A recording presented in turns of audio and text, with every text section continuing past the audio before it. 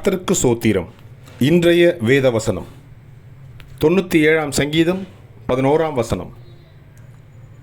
நீதிமானுக்காக வெளிச்சமும் செம்மையான இருதயத்தாருக்காக மகிழ்ச்சியும் விதைக்கப்பட்டிருக்கிறது.